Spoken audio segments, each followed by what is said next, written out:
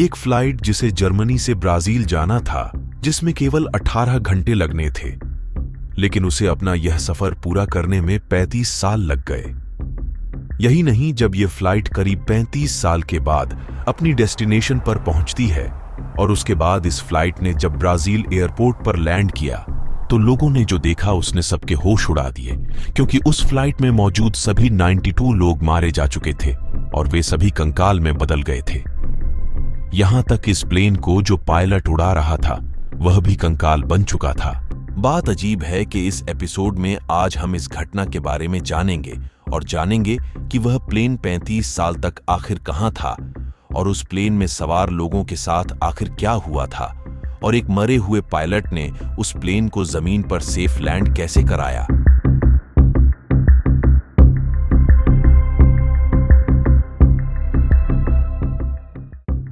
बात है 14 सितंबर 1954 की सैन डिएगो एयरलाइंस की एक फ्लाइट ने, जिसका नाम था EWA 513। इस फ्लाइट ने पोर्टो एलेग्रे ब्राजील के लिए उड़ान भरी। इस प्लेन में करीब 92 लोग सवार थे, जिसमें से कि 88 लोग पैसेंजर थे और 4 क्रू मेंबर। इस फ्लाइट को अपना पूरा सफर तय करने में करीब 18 घंटे का समय लगने वाला था, लेकिन अटलांटिक ओशियन के ऊपर से गुजरते समय इस प्लेन का अपने कंट्रोल सेंटर से कांटेक्ट टूट गया और अब यह प्लेन राडार से पूरी तरह से गायब हो चुका था। कंट्रोल सेंटर को लगा शायद यह प्लेन किसी एक्सीडेंट का शिकार हो गया है। कुछ दिन बाद सैन डिएगो एयरलाइंस ने इस मिसिंग फ्लाइट को ढूंढने के लिए काफी सारे मिशन चलाए, लेकिन वह सभी फैल रहे ना तो उसके एक्सीडेंट के कोई सबूत मिल रहे थे और न ही जमीन पर या समुद्र में इस फ्लाइट के कोई पार्ट मिले थे जिससे यह प्रूफ हो सके कि यह फ्लाइट कहां गायब हो गई है। ऐसे ही दिन गुजर गए, महीने गुजर गए और साल गुजर गए, लेकिन इस प्लेन का कुछ पता नहीं चला।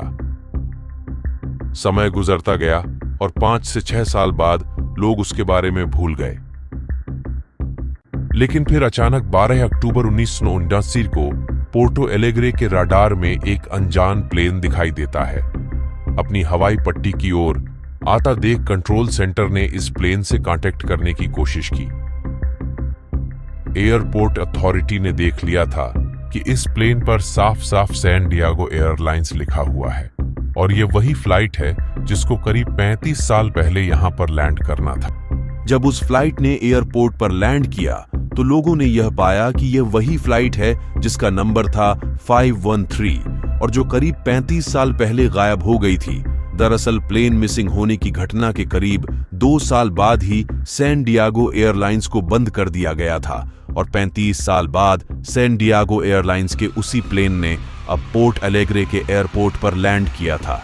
एयरपोर्ट स्टाफ ने काफी देर तक इंतजार किया, लेकिन जब उस प्लेन में से कोई भी बाहर नहीं आया तो कंट्रोल सेंटर ने उस प्लेन के पायलट को कई मैसेज भेजे। कुछ घंटों के इंतजार के बाद भी जब कोई जवाब नहीं आया तो वहां की सिक्योरिटी ने उस प्लेन का दरवाजा तोड़कर उसके अंदर जाने का फैसला किया। दरवाजे को खोलकर जब सिक्योरिटी ने अंदर जाकर देखा तो उन सबके होश उड़ गए, क्योंकि उस प्लेन में सवार एक एक इंसान अब कंकाल बन चुका था। उसके बाद पायलट चेंबर का दरवाजा खोलने की कोशिश की गई, क्योंकि जब प्लेन इतनी आराम से लैंड हुआ है तो लोगों को लगा कि पायलट जिंदा होगा, लेकिन चेंबर के अंदर का नजारा भी डरा देने वाला था। वह पायलट भी कंकाल बन चुका था, लेकिन उसके हाथ अभी भी नेविगेशन पैनल पर थे। इसका मतलब उसी मरे हुए पायलट ने इस प्लेन को यहां पर लैंड कराया था। ब्राजील की गवर्नमेंट ने इस घटना की इन्वेस्टिगेशन को टॉप सीक्रेट रखा, लेकिन एक न्यूज आर्टिकल में इस पूरी घटना का जिक्र किया गया और जब यह घटना लोगों के सामने आई तो इस घटना ने कई लोगों का ध्यान अपनी तरफ खींच लिया। उस समय के सबसे फेमस पैरानॉर्मल इन्वेस्टिगेटर डॉक्टर अटेलो ने इस घटना की जांच की और इस पूरी घटना इन्वेस्टिगेट करने के बाद उन्होंने बताया कि यह प्लेन एक टाइम लूप में फंस गया था।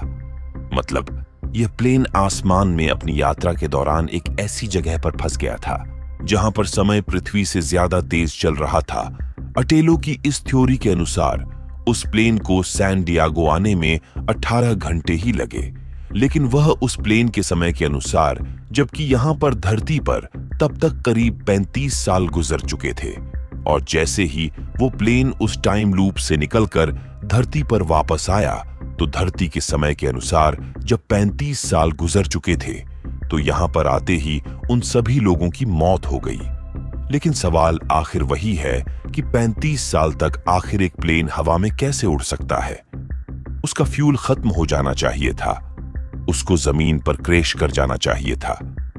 दरअसल इस थ्योरी के अनुसार उस प्लेन को केवल 18 घंटे ही हुए थे ट्रैवल करते हुए, और यही कारण था कि न उस प्लेन का फ्यूल खत्म हुआ और न ही उस प्लेन पर किसी तरह का कोई डैमेज हुआ।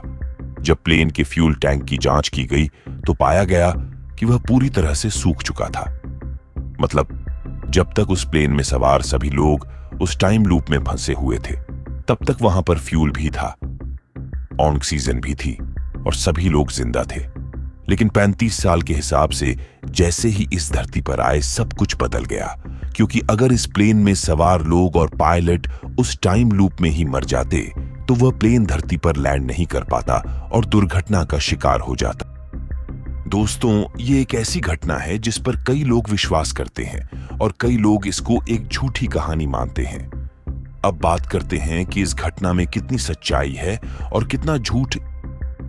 इस घटना से रिलेटेड सबसे पहला आर्टिकल जो न्यूज़पेपर में छपा था उसमें कहीं पर भी इस बात का जिक्र नहीं था कि इस प्लेन में जो लोग सवार थे वह सब कंकाल बन चुके थे। ना ही उस आर्टिकल में इन कंकालों के किसी भी तरह के फोटोग्राफ्स को पब्लिश किया गया था।